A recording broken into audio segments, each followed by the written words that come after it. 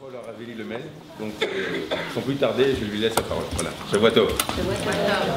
Shavua Tov à toutes et à tous, avec la permission du Rav, de toute la communauté.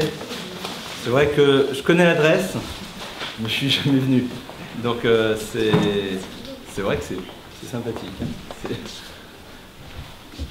Le thème qu'on m'a demandé d'aborder ce soir, c'est un thème qui est assez récurrent ces derniers temps, c'est la construction de la famille.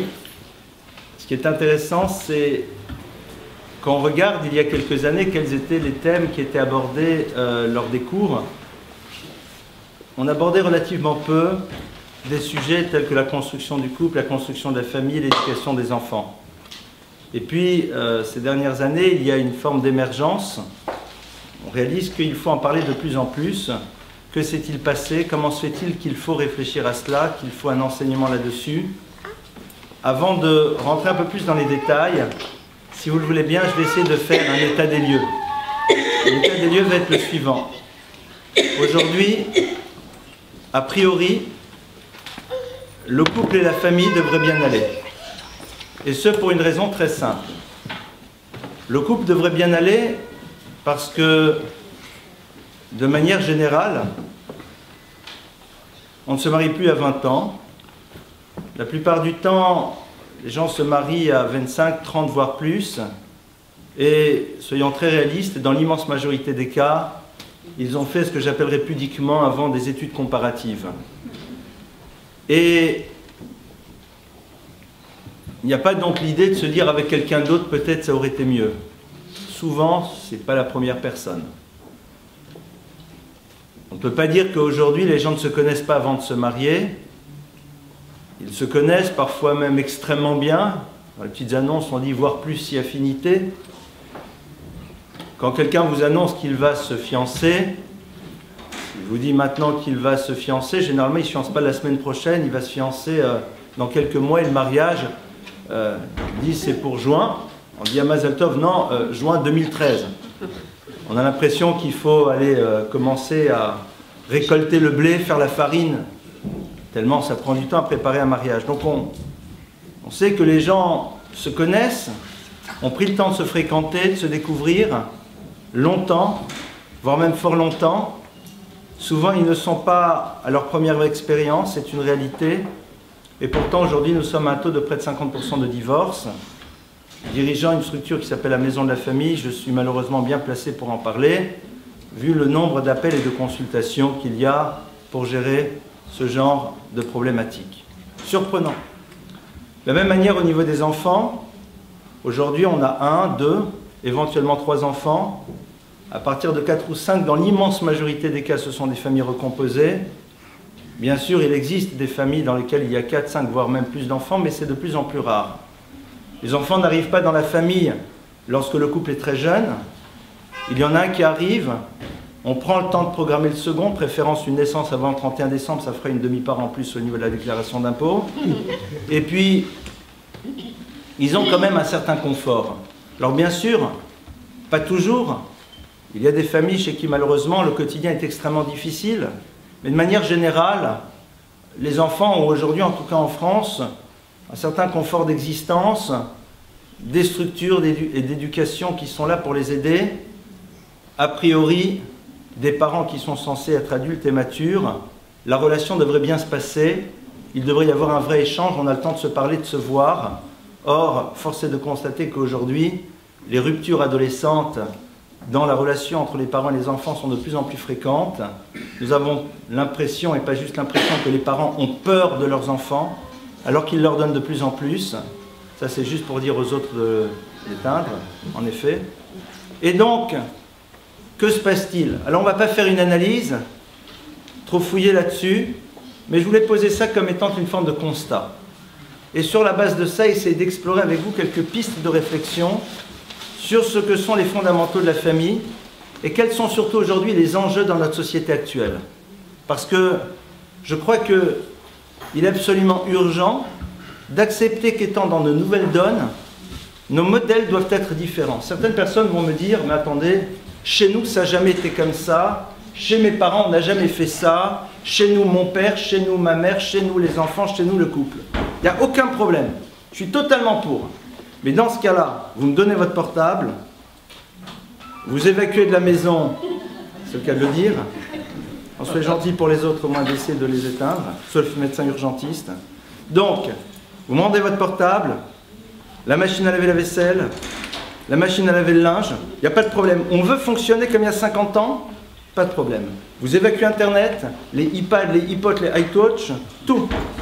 Si c'est comme ça, on peut éventuellement penser comme il y a 50 ans dans la relation, dans les parents et les enfants et dans le couple.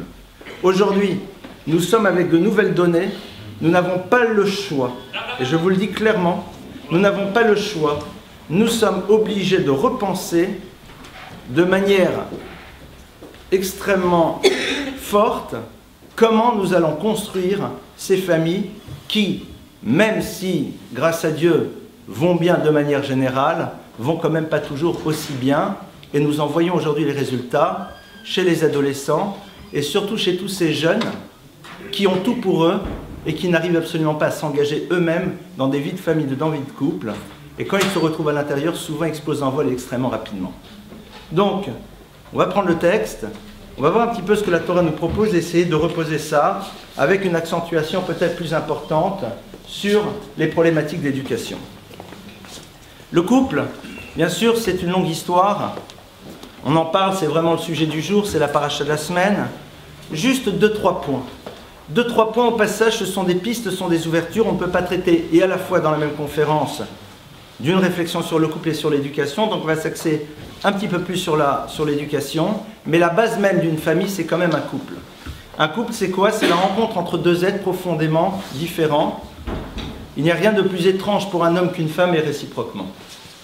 Rien de plus étrange, rien de plus incompréhensible. Et pourtant, Hachem nous demande de nous confronter avec quelqu'un qui ne nous ressemble absolument pas et de construire avec lui au quotidien quelque chose qui va assurer la pérennité du peuple juif. Où est l'enjeu et quelle est la dimension particulière et spécifique? Alors, la Torah nous appelle l'autre, le conjoint, Rezer Konegdo, une aide contre lui. Terme curieux.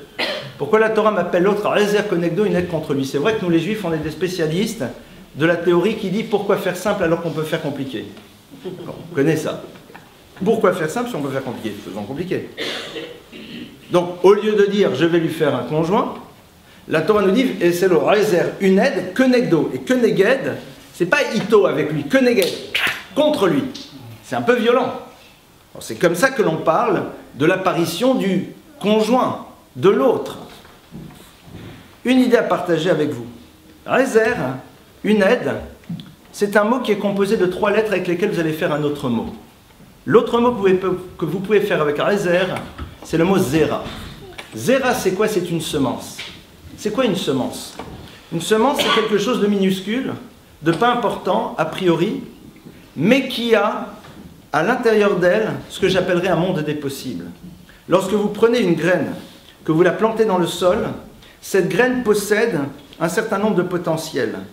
Elle possède la possibilité de pouvoir un jour germer et de donner quelque chose d'extraordinaire. Notre seul problème à nous, c'est que comme nous ne le voyons pas à l'instant T, nous allons devoir investir par rapport à une chose qui n'est pas encore présente pour la faire arriver. Le principe même du couple, c'est de voir dans l'autre quelqu'un qui est à l'image d'une semence, c'est-à-dire un univers en devenir. Quelqu'un qui a un potentiel de réalisation, quelqu'un qui possède à l'intérieur de lui un certain nombre de qualités qui vont lui permettre de réaliser beaucoup de choses, mais à nous de savoir investir pour pouvoir faire en telle sorte que ce potentiel puisse un jour s'exprimer dans le monde du réel. Ça demande un investissement au quotidien, c'est quelque chose qui prend du temps. C'est fondamental, surtout pour un jeune couple, et même dans un couple qui est marié depuis un certain nombre d'années, de se dire, mais au fond, ma fonction à moi de conjoint, c'est de voir en l'autre un monde des possibles qui va pouvoir se développer à partir du moment où j'investis ce qui est nécessaire pour que ça se développe et que je sois capable d'attendre et de prendre le temps que ça se réalise. Ça, c'est déjà le premier point. Ce premier point, il est fondamental, si on était capable de le faire exister au niveau du couple, on serait capable de le faire exister au niveau de l'éducation. Or, l'éducation, c'est exactement le même principe. Un enfant, c'est un monde des possibles qui n'est pas encore présent, mais qui est en devenir. Et notre fonction parentale à nous, c'est de savoir investir pour que ce devenir puisse se réaliser, même s'il n'apparaît pas tout de suite. Et c'est quoi la particularité d'une graine? Une graine, vous la mettez en terre, c'est-à-dire, on ne voit rien. Il y a un mouvement qui se crée, il y a des choses qui sont en train de se passer. Ah, il n'y a rien qui sort, les résultats tangibles, visibles, quantifiables, mesurables ne sont pas encore là, ce n'est pas grave. Les choses sont en train de se mettre en place. Nous sommes dans une génération de la performance. Nous sommes dans un système dans lequel nous devons quantifier les réussites. Et l'école, malheureusement, ne nous aide pas. Puisque dans l'école, on définit la valeur d'un enfant à travers une note, alors qu'un enfant, c'est tout sauf une note. À partir de là, nous, en tant que parents, nous devons savoir, et si on l'a fait au niveau du couple, on pourra le faire pour l'enfant. Que l'enfant, ça a aussi démarré sur un zéra, sur une semence. C'était minuscule. Et on a pris le temps, pendant 9 mois, cet enfant a pris le temps de se développer pour pouvoir émerger. Et bien maintenant, dans notre fonction éducative à nous parents, nous devons savoir qu'il y a un monde des possibles qui se réalise et nous ne devons pas attendre des résultats immédiats, mais se poser la question du devenir de l'enfant dans quelques bonnes années, lorsqu'il abordera l'âge adulte. J'en ai assez de voir de jeunes adultes complètement déstructurés, avec des réussites peut-être sociales, quantifiables, mais au niveau de leur personnalité, au niveau de leur construction intérieure, absolument inachevées, parce que ce qu'on a voulu, c'est afficher une réussite et non pas construire quelqu'un de réussi. Ça, c'est un travail que l'on fait d'abord au niveau du couple. Quand au niveau du couple, on le met en place, on peut mettre en place ce processus au niveau de l'enfant. Lorsque par la suite on va l'éduquer, on y reviendra par la suite. Je ferme cette parenthèse, on appelle ça l'effet miroir. Et vous allez voir que si c'est valable pour le couple, c'est exactement valable aussi pour l'éducation. Que Negdo contre lui. L'autre me renvoie mon image. Traduit différemment, c'est à l'intérieur du couple et de la famille que l'on révèle réellement ce que l'on est. À l'extérieur, nous sommes tous en, entre guillemets, séduction.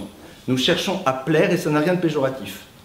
On a tous envie d'être plaisant, on a tous envie d'être regardé de manière sympathique. Là, je pourrais parfaitement vous donner ma conférence comme ça, vous dire les mêmes mots, ça ne vous plairait pas. J'ai envie que ça vous plaise. C'est normal. Chacun d'entre nous, là où la séduction est péjorative, c'est quand elle est dans une stratégie de captation de l'autre. Où là, ça peut être un problème. Donc, que Negdo, c'est quoi? C'est l'autre et contre moi me renvoie mon image parce que dans le couple, dans la famille, on ne cherche plus à plaire. On y est et on apparaît comme ce que l'on est. Nos colères, nos tensions, nos paresses, nos énervements, nos rancœurs apparaissent dans le cadre de la famille lorsque les portes sont fermées. Lorsque plus personne n'est là pour observer ce qui se passe, c'est à ce moment-là où nous révélons réellement ce que nous sommes. Dans la confrontation à l'autre. Et c'est là où en effet ça pose problème, c'est que l'autre sait qui on est. Alors il y a deux possibilités. En quoi il est réservé, en quoi il va nous aider. L'autre nous aide, parce qu'il nous renvoie l'image de ce que nous sommes, et nous permet donc d'évoluer. On ne peut grandir que sur la base d'un constat qui est celui des éléments sur lesquels nous devons progresser. Comment je peux grandir en tant qu'individu? Quand je sais ce qui ne va pas. Quand dans mon couple je vois bien que lorsque quelque chose me déplaît, je me mets en colère. Lorsque dans mon couple, quand personne ne me voit, je réalise que si rien ne m'oblige, alors je ne me prends pas en main. Donc je constate que j'ai un problème de paresse, je constate que j'ai un problème de colère, je constate... Mais c'est génial! Parce que maintenant, je sais sur quoi je vais pouvoir travailler. Ça, c'est là, bien sûr, pour celui qui considère que sa vie, c'est un mouvement perpétuel, et que l'on ne se fiche pas, mais qu'au contraire, on se construit et on évolue. Et que la découverte d'une difficulté, c'est une proposition de grandeur. Comme ce que l'on fera pour un enfant. Un enfant, on découvre ce qu'il est dans le cadre de la famille. Il n'est pas l'enfant idéal, il n'est pas l'enfant fantasmé. Il n'est pas celui que l'on va exhiber comme étant l'expression de notre réussite. Il va créer chez nous des blessures narcissiques. On ne pourra pas afficher notre réussite à travers sa réussite. Il a ses difficultés, ses dysfonctionnements, ses grandeurs, ses qualités, mais ses défauts. Alors qu'est-ce qu'on fait? Soit on se révolte, soit on l'accepte et on se dit, voilà, le chemin de l'enfant va être exactement calqué sur mon propre chemin. J'ai découvert dans mon couple qu'est-ce qui n'allait pas chez moi et qu'est-ce qui allait aussi. J'ai découvert dans mon couple quels sont mes points faibles. Parce que comme je suis dans un cadre fermé et que j'ai l'impression que ça y est, ici, de toute façon, je resterai ad vitam aeternam et que rien ne peut m'en faire sortir, donc je me révèle dans ce que je suis. Donc maintenant, quand je le découvre, et on le découvre souvent à travers le conflit, l'autre me dit, mais arrête d'être ceci, ceci, cela, alors je me dis, bon, très bien. Donc l'autre me renvoie l'image de ce que je suis. Génial, je sais sur quoi je dois travailler. Je sais maintenant que je vais devoir progresser, j'ai pas le choix. Idem pour l'enfant. L'enfant, c'est un être qui a aussi un travail à faire sur lui-même, que nous devons aider. Si cette dimension existe dans notre couple, elle existera aussi chez l'enfant. On ne peut pas demander à un enfant d'être dans une démarche de progression par rapport à lui-même si nous-mêmes ça n'existe pas. Je vais vous donner un exemple très simple. Vous connaissez, il y a des gens, vous leur dites, des gens adorables. Par exemple, là, on va prendre un exemple, un grand classique, un peu coléreux. Mais à côté de ça, généreux, gentil, très sympathique. Mais, moi, quand il y a quelque chose qui me pose problème, faut pas me chercher. Mais en dehors de ça, plein de qualités. Mais ça, donc tout le monde sait à la maison que si on a un problème, ça explose. D'accord? Donc quand on lui dit, mais regarde, il dit, ah, je suis désolé, moi je suis comme ça que vous voulez, hein. Moi je suis comme ça, moi je suis nerveux, faut pas. Mais à côté, adorable, hein, plein de qualités, généreux, gentil, très sympa. Mais la colère. Alors moi j'imagine la situation suivante. J'imagine que on va se retrouver un beau soir avec le fiston qui rentre à la maison et qui dit, papa, maman, j'ai quelque chose à vous montrer, son bulletin de notes. Donc il vous amène le bulletin de notes. Mais sur le bulletin de notes, vous savez ce qu'il y a? Le sigle des Jeux Olympiques. 0, 0, 0, 0, 0. Alors vous avez le père qui est là et la mère. Oh! C'est ce qu'il dit l'enfant. Oh, je suis désolé, hein. Moi, je suis paresseux. C'est ma nature. Qu'est-ce que vous voulez que j'y fasse? C'est comme ça. Mais à côté de ça, je rends service et je suis très souriant. Et quand on me demande d'aider, j'aide et je descends la poubelle et je fais rigoler mes frères et sœurs. Mais attendez, c'est ma nature. Qu'est-ce qu'on fait? Qu'est-ce qu'on fait maintenant? Qu'est-ce qu'on lui dit? Si on lui dit, faut changer, il va dire, et quoi tu changes? Enfin, il ne me le dira pas. Mais quelque part, au nom de quoi je ne devrais pas être dans le même principe que ce que je vois chez moi?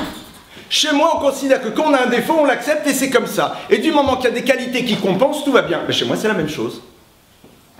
Pourquoi pas? Ça se tient. Là, on va lui faire un grand pile-poule. Non, mais tu comprends parce que toi, c'est pas vrai. C'est pas crédible.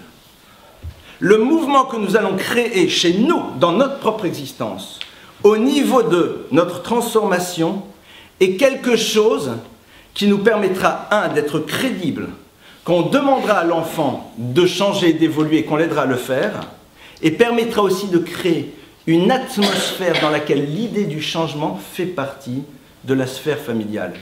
Dans un univers qui s'appelle la thérapie systémique, je ne vais pas rentrer là-dedans, mais qui est très très Torah, on sait qu'une famille c'est un système. Et que dans un système, quand quelqu'un bouge, c'est tout le système qui bouge. Et je vais vous donner un exemple qui est extrêmement courant aujourd'hui. Le rapport que nos enfants ont avec les limites. Les enfants ont de vrais problèmes avec les limites. Quand un enfant a un problème avec une limite, pardonnez-moi, en tant que père, en tant que mère, en tant que parent, je dois peut-être me poser une question. Où j'en suis moi dans mon rapport aux limites? Traduction, tant que c'est l'univers extérieur à moi qui m'oblige à avoir des limites, parce que le travail m'oblige à avoir des cadres, la maison m'oblige à avoir des cadres, j'ai pas le choix, mais est-ce que moi je me suis mis mes propres limites? Est-ce que moi j'ai mes propres limites à moi? Et est-ce que je les tiens? Ou est-ce que je joue avec les limites? Si je commence à faire un travail sur moi, je vous assure que c'est quelque chose qui va avoir un impact au niveau de la sphère familiale et au niveau des enfants. Ça, c'est donc, j'ai envie de dire, le point de départ de l'interaction qui existe entre le couple et l'enfant. Réserve, voir dans l'autre un monde des possibles et lui donner les moyens de le réaliser, c'est valable dans la relation conjointe et dans la relation à l'enfant. Que necdo, l'autre me renvoie mon image et quelque part m'oblige à grandir. L'enfant, je découvre sa réalité et quelque part, je vais l'aider maintenant lui aussi à grandir. Et rappelons-nous toujours que la difficulté que l'on découvre, c'est une proposition de grandeur. Parce que c'est sur ce qui ne va pas que nous allons pouvoir grandir, évoluer et nous développer. La Torah n'applaudit pas les résultats. La Torah applaudit les efforts que nous faisons pour pouvoir y accéder. La Torah applaudit le fait que quand je commence un processus de transformation, ce processus de transformation me transforme en tant que tel. Ce qui fait qu'au fond on se sent bien, c'est que notre chemin agit sur nous et ce n'est pas tant le résultat. C'est valable pour là comme pour l'enfant. Maintenant, on va rentrer dans un autre point. Je crée des pistes. Chacun des sujets que j'aborde mérite un développement en tant que tel. J'ai tout à l'heure un peu plus travaillé sur la problématique des limites, mais là, on va essayer d'ouvrir donc un certain nombre de pistes entre le couple et l'éducation. Essayer de voir si on n'a pas ici un certain nombre de parallèles et d'éléments sur lesquels on peut travailler. On a donc un couple et un problème d'éducation. Le couple se construit sur quoi? Alors, je vais dire une phrase un peu violente. Le couple se construit sur un deuil. Le deuil du couple idéal. L'éducation se construit sur un deuil, le deuil de l'enfant idéalisé et fantasmé. On a tous des schémas. Tous. On a tous des schémas sur la manière dont l'autre devrait être. On a été abreuvés.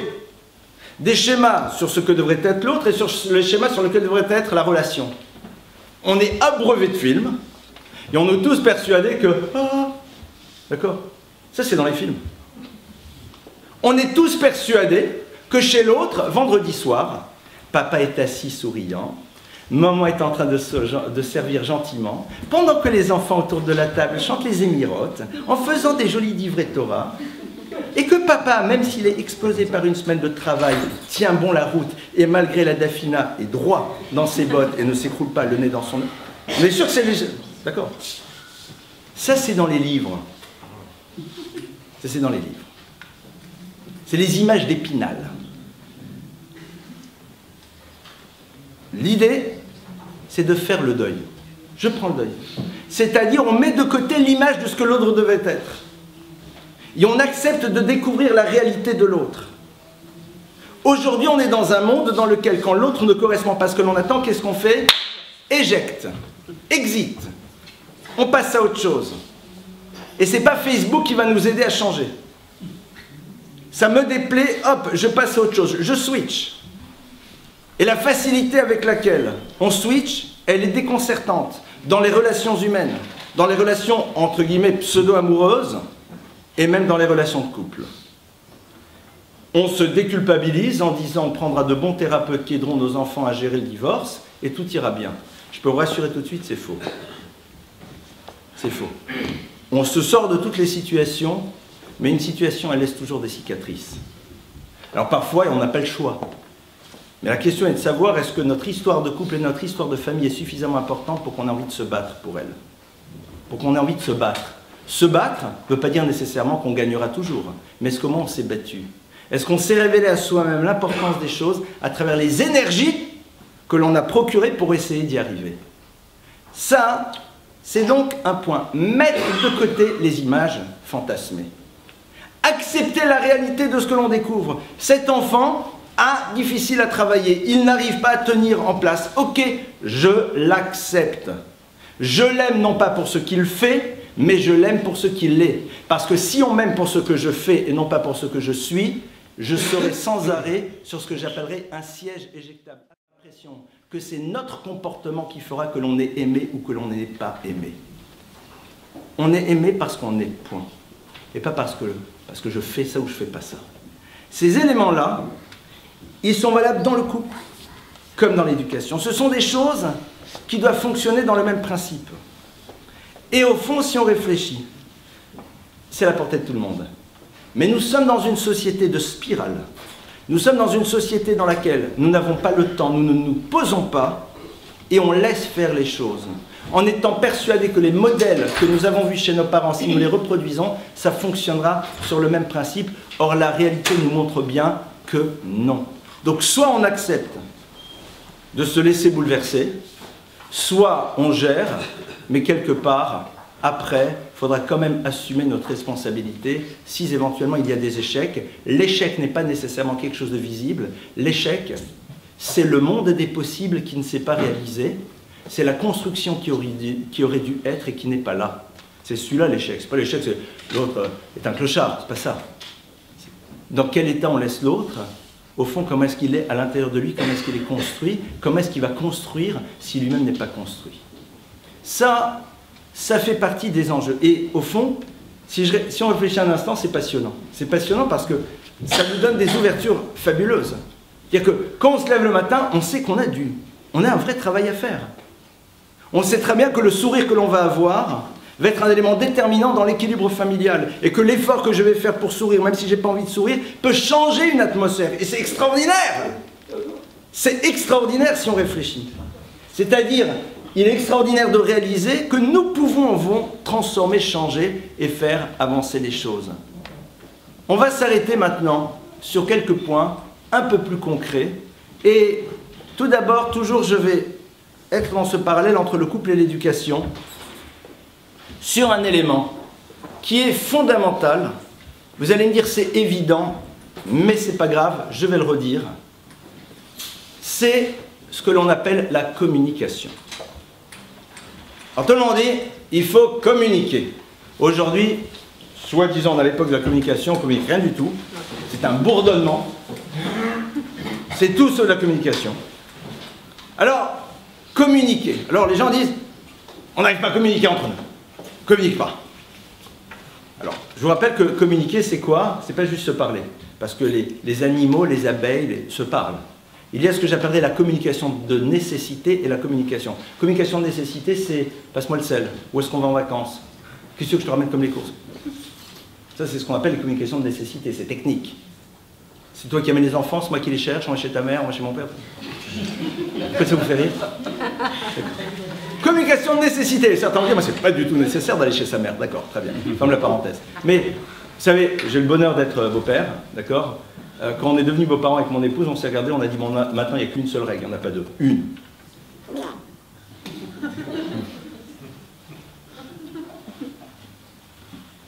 Le reste, c'est des détails. Donc, communication, il faut communiquer. Alors on dit, ouais, mais on veut communiquer, on ne se comprend pas et tout. En effet, vous avez raison. Souvent, on a des problèmes de communication avec nos enfants, avec nos conjoints. Pourquoi? Je vous donne un exemple très simple. Je rentre à la maison le soir, homme, masculin. Ma chère et tendre me demande, comment vas-tu? Comment s'est passée ta journée? Et je dis, j'en peux plus. Et objectivement, j'en peux plus. Hein. C'est-à-dire, objectivement parlant, la journée n'était pas simple, compliquée, je n'en peux plus. Traduction, cocooning maximum, please. Besoin de chaleur, de tendresse, d'affection, de proximité. Très bien. Ferme la parenthèse. Mon épouse revient demain soir à la maison, et elle aussi a eu objectivement une journée épuisante. Je lui demande, comment vas-tu, ma chérie? Je n'en peux plus. Traduction pour elle, périmètre de sécurité, please, j'ai besoin d'être seul. Donc on a les mêmes mots, mais pas les mêmes dictionnaires. Donc moi je vous imagine la situation.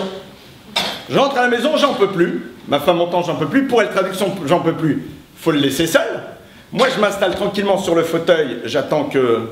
D'accord? Qu'elle vienne me rejoindre, comment tu vas, machin. À un moment on peut le faire. C'est pas agréable. Et qu'est-ce que je vois brusquement? Je suis seul. Elle me laisse seul. Elle revient 5 minutes après, ça va? Oh, ouais, ça va. Vous connaissez la suite, hein?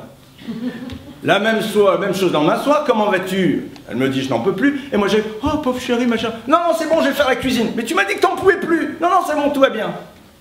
On a les mêmes mots, on n'a pas les mêmes dictionnaires. On a les mêmes mots, on n'a pas les mêmes dictionnaires. Je vais raconter une histoire authentique qui montre comment les choses peuvent aller. C'est une histoire vraie, c'était en Russie soviétique. Il y a eu un jour comme ça, un Moël américain qui est venu là-bas faire des Brit Milotes. Là-bas, faire des Brit Milotes, c'était coincé, planqué, il y avait des gens qui regardaient s'il n'y avait pas de personnes qui arrivaient et tout, parce qu'ils avaient peur, le KGB et tout. Le Moël fait la Brit Mila, les gens étaient un peu dans l'angoisse. Il fait la Brit Mila, il fait le Tfilot, les Brachot, et il est traduit en anglais que Shem Shenichnas la Brit, car il connaisse le Torah, le Chupol, Masim Tovim. Ça, c'était de l'hébreu. Il traduit en anglais, je vais vous le faire en français. De la même manière que cet enfant est rentré dans l'alliance d'Israël, qu'ainsi il puisse rentrer dans l'univers de la Torah, que de la même manière il aille sous la choupa et dans les bonnes actions. Et brusquement, quand il a fini de dire ça, il sent une ambiance congélateur. Bon, on dirait qu'on était en Russie même. Il sent un froid dans la salle. Il sent que... Je comprends pas ce que j'ai fait. Et il sent les gens le regardent, ils commencent à parler, pas content.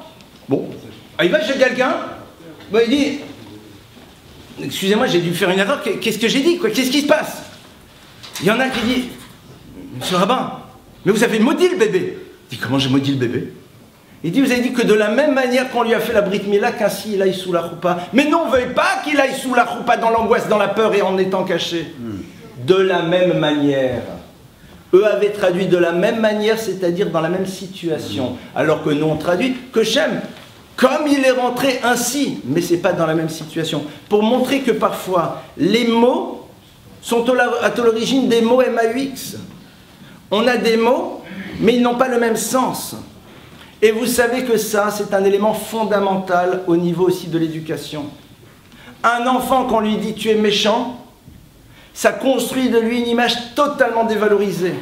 Donc, puisque je suis méchant, je n'ai plus aucune raison de faire des efforts.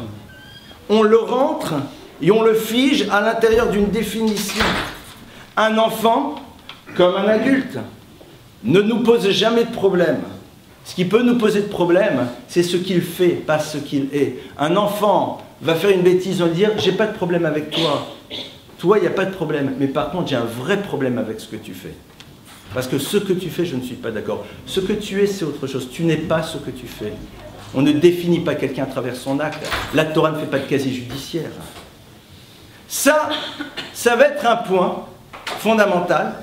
Comment arriver à faire en telle sorte de connaître le dictionnaire de l'autre. Le dictionnaire de l'autre n'est pas juste dans les mots, dans ses silences, dans ses non-dits, dans le fait que son attitude veut dire ceci, ceci, ceci, cela. C'est ça, au fond, un des éléments fondamentaux du couple. Alors on est dans une société dans laquelle les gens sont persuadés que l'autre va découvrir tout seul le sens de leurs attitudes, de leurs gestes, de leurs non-gestes, de leurs silences, de leurs mots. On n'est pas des prophètes. On ne peut pas savoir. D'où la raison pour laquelle, et là je m'adresse surtout au couple, un des éléments clés qui permet de mettre en place un couple serein, c'est d'accomplir tous les jours une très grande mitzvah. Vous savez, c'est laquelle? La mitzvah de Hocheach Tochiach et Amitecha, la mitzvah de faire des remontrances. Il y en a certains qui se lèvent et qui disent « Moi, je suis un ultra-orthodoxe. Je fais des mitzvahs du matin au soir. Je me lève, je commence par une mitzvah. Je me couche, encore une petite mitzvah. Et avant de m'endormir, encore une petite mitzvah. » Vous allez dire, c'est un peu bizarre. Alors vous savez, on nous dit qu'il faut mettre les tefilines. Très bien. Si moi, je prends ce verre et je le mets là, vous me direz, c'est pas des tefilines. Je sais que c'est des tefilines. Non. Mais d'où je sais ce que c'est des tefilines? J'ouvre un Shulchan Aruch, j'ouvre un code de loi, et je regarde la description exacte de les tefilines, comment ça se met, où ça se met, de quelle manière, qu'est-ce qu'il faut penser. Donc la mitzvah de la Torah, de faire des remontrances, je vais aller voir, c'est quoi? Et attention, je n'ai pas dit reproche, j'ai dit remontrance, remontrer. Allons voir Maïmonide, allons voir le Rambam. Qu'est-ce que le Rambam nous dit sur la mitzvah de faire des remontrances? Vous allez voir, le langage du Rambam est très intéressant. Le Rambam nous dit que chez Yacheta Ishnegdo, lo yistemenu belibo veishtok. Lorsque quelqu'un fait une faute vis-à-vis de nous, on ne doit pas se taire, on ne doit pas lui en vouloir dans notre cœur et se taire. Il y a deux options. Option 1, tu lui pardonnes totalement. Au plus profond de toi-même, tu dis c'est pas grave. Mais si tu n'y arrives pas, ce qui est dans l'immense majorité des cas, mitzvah leochicho, c'est une obligation de lui faire des remontrances velo marlo et de lui dire. De lui dire quoi? Oh non, elle va dire, de lui dire, pourquoi il m'a fait ça? C'est pas sympa, c'est pas gentil. Regardez le langage du Rambam. Le Rambam nous dit, velo marlo et de lui dire, regardez ce qu'il faut lui dire. Lama asitali davarze, lama khatatali midvar pluni. Traduction, pourquoi tu m'as fait ça? Pourquoi tu as fauté vis-à-vis de moi en faisant ça? Le langage, je vous ai d'accord, est un peu pesant. Lama asitali davarze, pourquoi tu m'as fait ça? Pourquoi tu as fauté vis-à-vis de moi en faisant ça? Le Rambam, Maïmonide, fait partie des Rishonim. Les Rishonim font partie de ces maîtres dont chaque mot est ciselé, chaque mot est pesé. Il n'y a pas de lourdeur grammaticale chez les Rishonim. On sait, et ceux qui ont, je pense que si vous étudiez en plus avec votre Rav, il a dû vous l'apprendre, qu'un mot de Rashi, ça change tout. Rashi, Rambam, ils choisissent leur mot avec exactitude. C'est quoi? Il faut lui dire, pourquoi tu m'as fait ça? Pourquoi tu as fauté vis-à-vis de moi en faisant ça? Pourquoi tu m'as fait ça? Alors imaginez une situation. Quelqu'un, je vais prendre un couple. Imaginez que un jour, mon épouse dise, on est chez des gens, et puis là-bas on a besoin peut-être, voilà, on dit, il y a quelqu'un qui s'est bricolé, et mon épouse dit, demandez surtout pas à mon mari. Et après elle continue, elle dit, mais par contre si vous avez besoin que tout à l'heure il gère les enfants, vous allez voir, il le fait merveilleusement bien, les enfants ne vont pas bouger s'il commence à leur raconter des histoires. Bon. Alors je vais vous expliquer. Je ne vous raconte pas ma vie perso là, mais mon épouse, si demain je dis, se reconcentrer si ça ne vous dérange pas, le Rambam est en train de nous dire la chose suivante. Le Rambam est en train de nous dire que dans la vie, on doit partir du principe que l'autre ne sait pas quel est mon mode de fonctionnement et ne connaît pas ma sensibilité. Et que mon travail, c'est de le lui révéler. Regardez, quand quelqu'un agit mal vis-à-vis de nous, on a deux options. Option basse, option haute. Option basse, l'autre sait que ça va nous toucher. Il sait parfaitement que c'est quelque chose qu'on ne supporte pas, qui nous fait du mal, et il le fait exprès. Option basse. Mais il y a une option haute. Peut-être que l'autre ne sait pas, ou même si l'autre ne sait, l'autre ne prend pas la mesure. C'est marrant, généralement on prend toujours les options basses. Le Rambam dit, quand à un moment l'autre te fait du mal, en te disant quelque chose, en réagissant d'une certaine manière, en fonctionnant de telle et telle manière, tu as deux possibilités.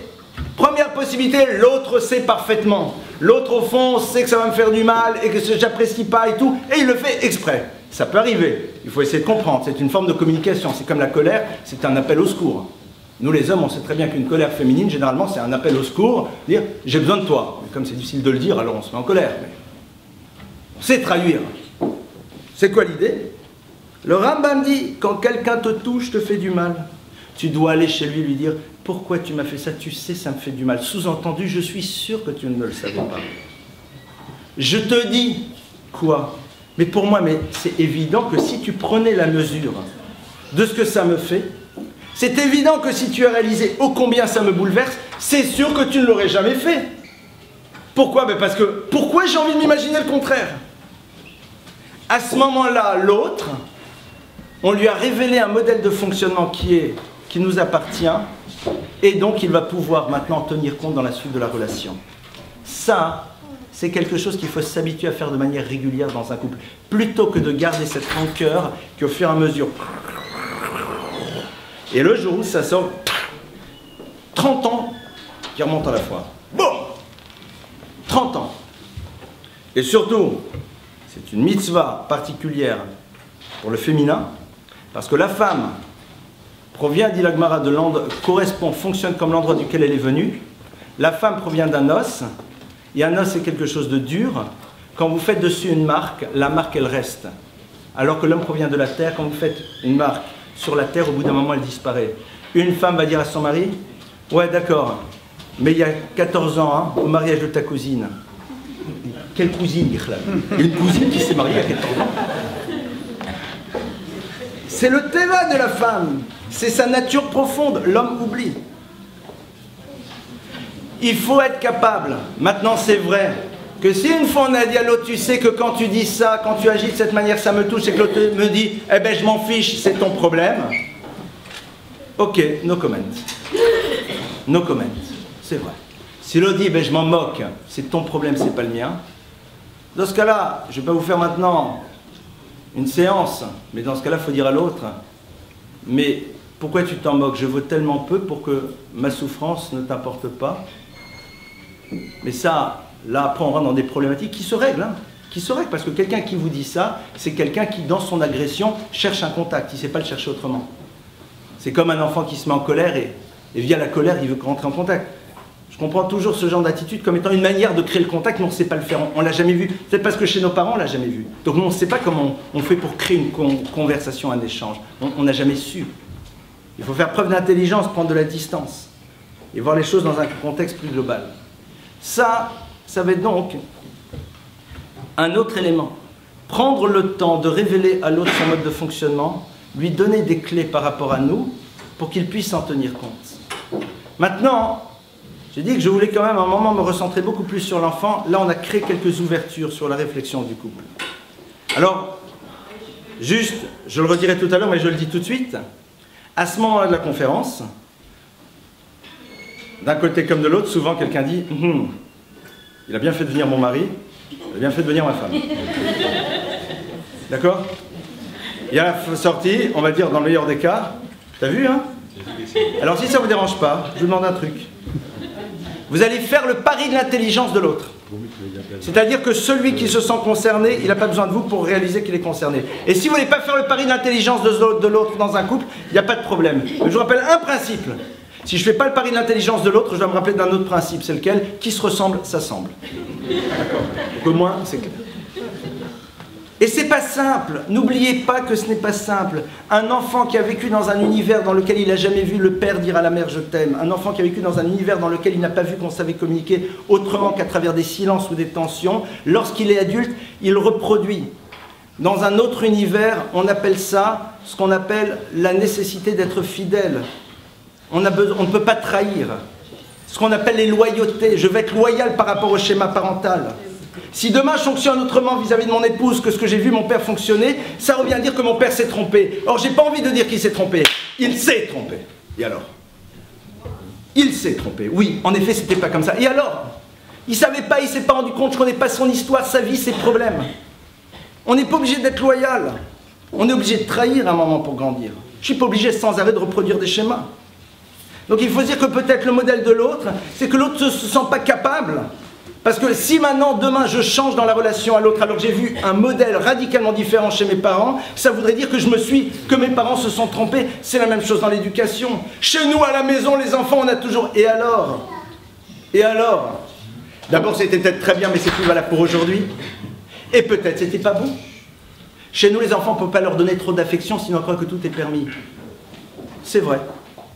Seulement, entre enfermer un enfant... Vous connaissez l'histoire de cet enfant qui rentre du GAN et sa mère l'accueille en disant « Mon chéri, mon bébé, mon trésor, mon pain de sucre, qu'est-ce que tu as appris au GAN aujourd'hui ?»« Aujourd'hui, j'ai appris au GAN que je m'appelais Abraham. Je ne suis pas juste ton. » Mais parfois, c'est mon, c'est terriblement enfermant. C'est pas de l'amour. C'est l'amour de soi, on veut garder. Si on a vécu des choses comme ça nous-mêmes, c'est pas simple. Il ne faut pas être dans des accusations. On ne connaît pas l'histoire de l'autre. Il faut dire à quelqu'un, je sais que pour toi c'est peut-être difficile, mais néanmoins il serait peut-être intéressant de... C'est comme ça qu'on devient adulte. C'est comme ça qu'on devient adulte.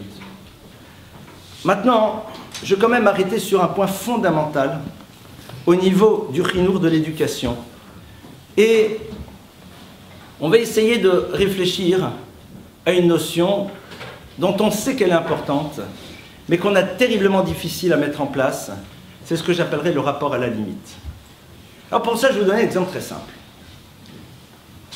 Imaginez que demain, j'ai envie de m'installer en Bretagne, dans une petite maisonnette pas loin de la mer. C'est pas loin de la mer, la Bretagne, c'est vous? Donc je vais là-bas, on me montre une petite maisonnette fort sympathique et tout, et c'est bien exposé, on dit, elle est solide, très sympa et tout, on vient de la construire, mais vous serez bien.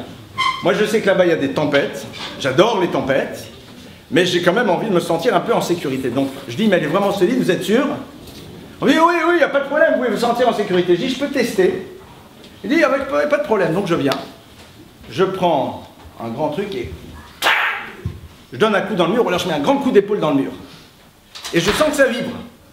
Je donne un deuxième coup et je sens que ça bouge un peu. Je dis excusez-moi, mais je ne reste pas là. Pourquoi? Parce que je ne me sens pas en sécurité. C'est exactement le même problème qu'ont nos enfants avec le rapport à la limite. Je veux la Game Boy, je veux le machin, je veux la machin, je veux la machin. Il veut voir qui il a en face de lui. Et quand on dit oui, il se dit qu'est-ce que j'ai en face de moi? L'enfant se roule par terre en crise de colère devant les caisses. J'ai connu ça personnellement. Il est là, rouge, je veux le chat. Et la mère elle dit non mon chéri. Ah, ça hurle. Non. Bon. Non, on arrive.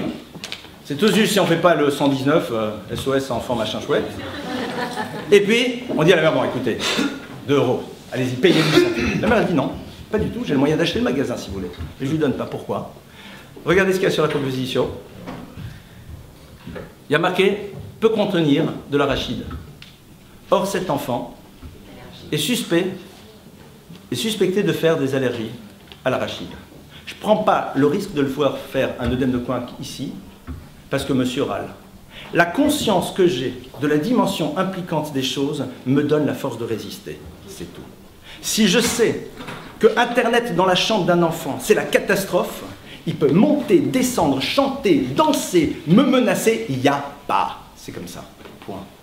Parce que je connais la dimension impliquante. Notre problème à nous, c'est que c'est seulement aujourd'hui qu'on est en train de découvrir. Vous savez, il y a une dizaine d'années, qu'on avait démarré l'école des parents, on faisait des conférences sur cinéma, jeux vidéo, impact et incidence. Les personnes disaient arrêtez, bande de barbus extrémistes orthodoxes qui voyaient dans la nouveauté quelque chose qui sans arrêt est dangereuse. Je leur ai dit comme l'autre, rendez-vous dans 10 ans. Et le rendez-vous, nous l'avons. Aujourd'hui, nous l'avons. Et ce sont des phénomènes de société. Il y a déjà 2 ans, on a commencé à parler du problème du lien qui se construit entre l'enfant et le parent, qui ne l'empêche de devenir adulte, c'est le fait que sans arrêt, le parent, on peut le contacter à travers le portable. Ça ne fait pas un adulte. Yeled s'appelle après Tinoch. Tinoch, c'est l'enfant qui tète. Il est toujours lié à la mère. On l'appelle Yeled quand à un moment, il ne tète plus sa mère. On grandit et on devient adulte. On est le jour où on est dans la distance. Ce lien potentiellement permanent n'est pas bon pour lui. Il n'en a pas besoin. Ce n'est pas structurant. Aujourd'hui, on parle d'images sidérantes. 80% des ados ont vu des images pornographiques aujourd'hui. Ce sont les chiffres. Je travaille dans un univers dans lequel on est et on ne travaille qu'avec des spécialistes. En psychiatrie, ça s'appelle des images sidérantes. Ça veut dire qu'un enfant qui a vu ça à 8 ans, 9 ans, 10 ans, qu'on le veuille ou pas, ça reste dans la tête. Et ça va laisser des traces.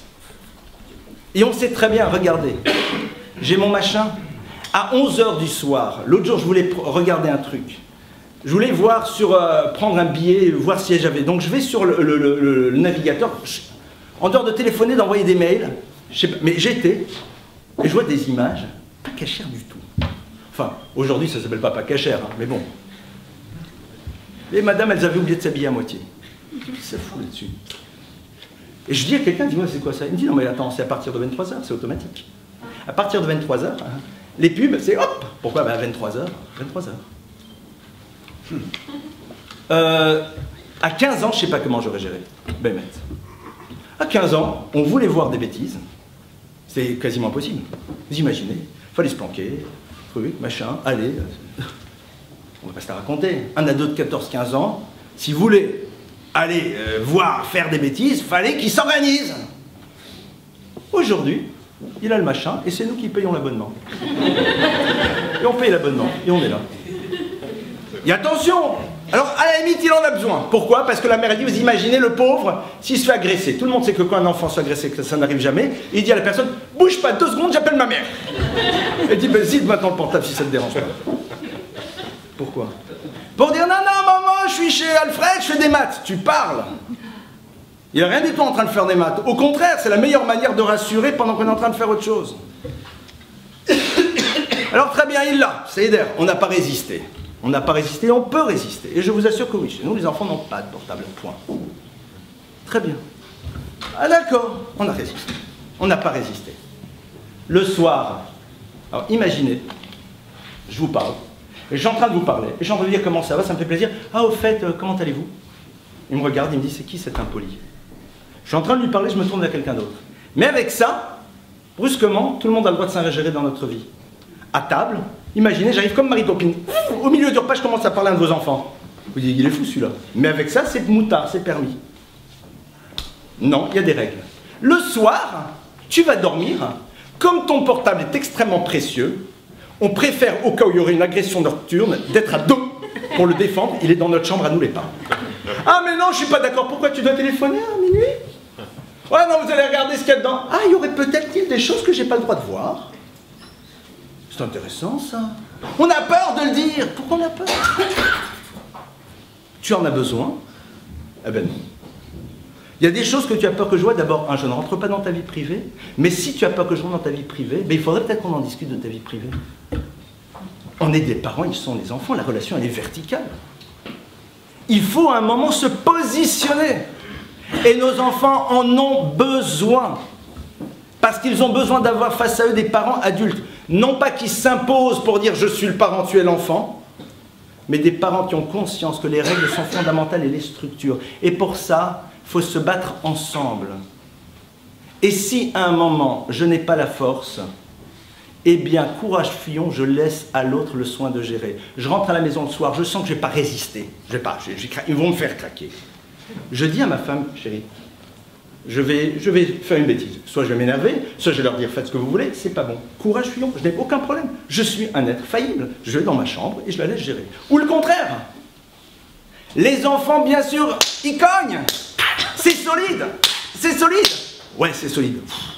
Ouf. Mais si quand ils cognent, ça s'ouvre, mais ils vont plus loin. On lui a permis le scooter, maintenant il descend, et maintenant il va ceci, et maintenant c'est minuit, maintenant c'est 2 heures. À quel moment ils vont me dire stop? À quel moment je vais compter suffisamment pour eux qui me posent des cadres? Vous savez le nombre d'ados qui me disent mais pourquoi mes parents m'ont pas interdit? Pourquoi mes parents m'ont pas interdit? On fait une soirée, non maman je dors chez ma copine après, niette. T'es pas cool? Oui c'est pas grave. Je sais pourquoi je le fais. Je sais pourquoi minuit ou à 1h je suis en bas et je t'attends et je te ramène. Les soirées pyjama, on connaît. Et moi je connais la suite. Et elle n'est pas toujours très sympathique. Ah, mais non, faut pas exagérer. Alors vous angoissez pas. C'est pas du systématique. Mais quand on a conscience de l'importance des choses, à un moment, il faut poser des cadres. Les enfants sont... Si par ailleurs, les enfants voient qu'on prend le temps avec eux et qu'on prend le temps de jouer, d'être avec eux, ils l'acceptent. Au début, il y a de la résistance. Je vais vous donner un exemple tout bête. Les jeunes filles. Aujourd'hui, la mode leur demande de s'habiller comme des petites lolitas. En anglais, on dit « it's very exciting ». C'est très agréable. À 16 ans, de pouvoir s'habiller plus ou moins comme on veut, et de voir, soyons honnêtes, que suivant la manière dont on va se mettre, on va pouvoir affoler un petit peu la jante masculine qui passe à proximité à l'école. Mais qu'est-ce que c'est angoissant? C'est ça un homme. Comment vous voulez qu'une jeune fille qui a fait l'apprentissage de la séduction bas de gamme à 16-18 ans, elle ait envie par la suite de faire confiance à quelqu'un dont elle s'est rendu compte qu'elle pouvait tourner la tête comme elle le voulait, il suffisait juste qu'elle sache comment un peu bouger. C'est même pas un problème de règle de tsniout, c'est un problème de construction intérieure. Je fais même pas, j'en ai ma kippa, c'est même pas de la religion. C'est même pas la halakha. Il faut se poser la question. Se dire, mais au fond, leur poser des limites, c'est les structurer. Et les enfants nous remercieront. À partir du moment où nous posons les limites, non pas pour nous imposer en tant que parent, je suis le parent, tu dois m'écouter, parce qu'on n'a pas besoin de ça parce qu'on est le parent, mais tout simplement parce que c'est nécessaire. Et pour cela, il y a un élément très simple, et je vais le partager avec vous. Pour pouvoir, dans un couple, poser des limites, il faut que celui qui va poser les limites se sente exister à travers le regard de l'autre. Plus vous faites exister votre conjoint, plus il aura de poids par rapport aux enfants.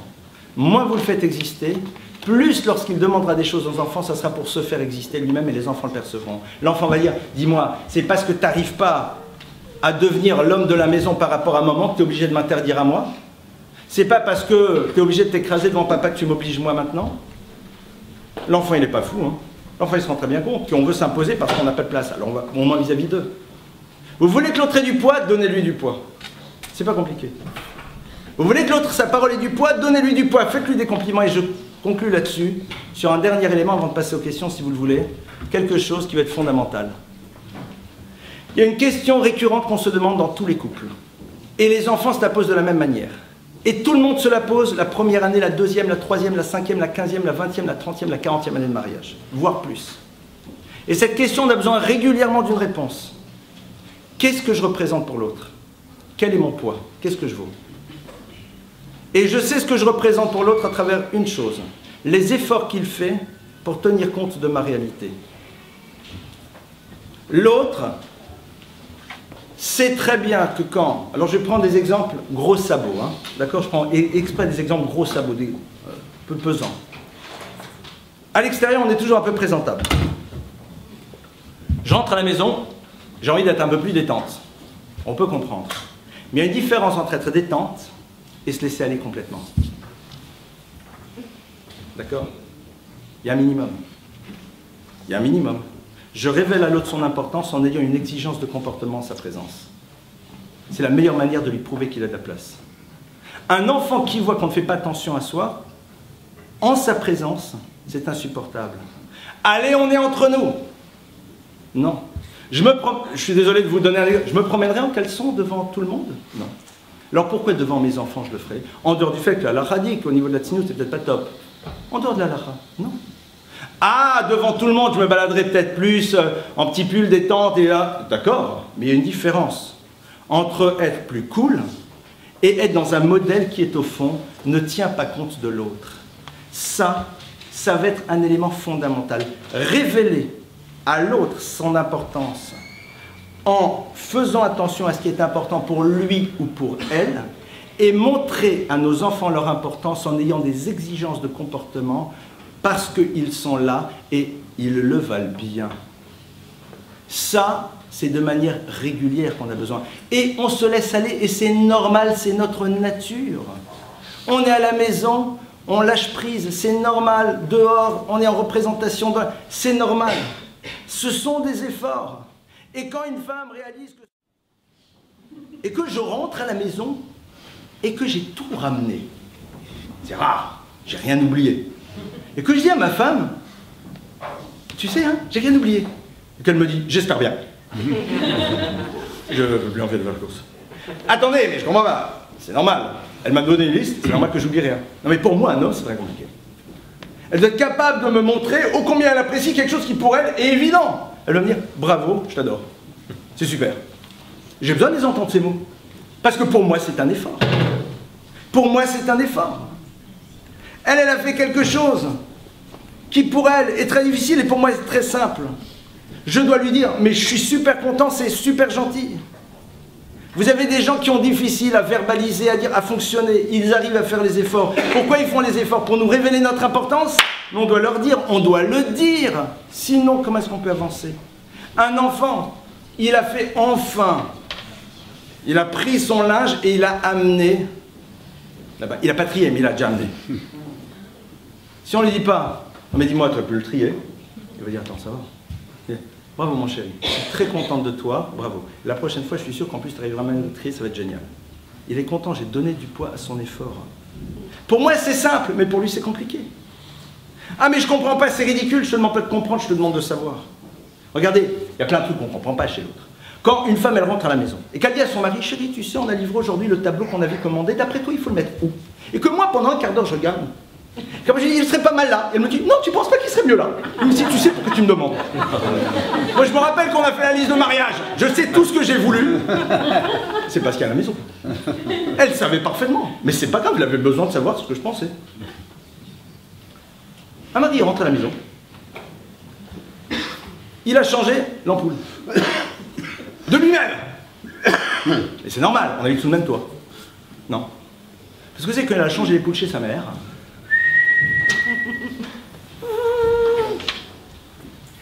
Idem. Il y a des... Nous les hommes, est-ce que vous comprenez pourquoi quand une femme a changé de tenue, il faut lui dire qu'on l'a remarqué? Moi quand j'ai changé de chemise, si ma femme me dit rien, ça ne me dérange pas. Si hier elle avait mis un truc bleu et aujourd'hui un truc rose, Ça lui fait plaisir, je dis, ah tiens, c'est sympa ce que tu as... Je suis pas obligé, c'est pas nouveau, hein, ce qu'elle a mis. Ah tiens, c'est sympa ce que tu as mis. Ah tiens, tu as changé. Ah. Pourquoi? Je sais pas. Moi, personnellement, je ne sais pas pourquoi elle a mis. J'ai toujours pas... Je cherche même pas à comprendre. Je ne cherche pas à comprendre. Je prends des exemples exprès comme ça. Mais ça, c'est ce que j'ai appris de mes maîtres. Mes maîtres m'ont dit, si tu cherches à comprendre un monde, tu ne peux pas comprendre, tu n'es pas l'autre. Il y a une réalité structurelle différente. Un homme, il a besoin des mots. Une femme, elle a besoin d'entendre la musique des mots. C'est comme ça. Elle me dit, pourquoi tu me dis pas je t'aime? Mais attends, si je t'aimais pas, je serais pas là. Donc si je suis là, c'est que je t'aime. C'est imparable. La musique des mots. Pourquoi? J'en sais rien.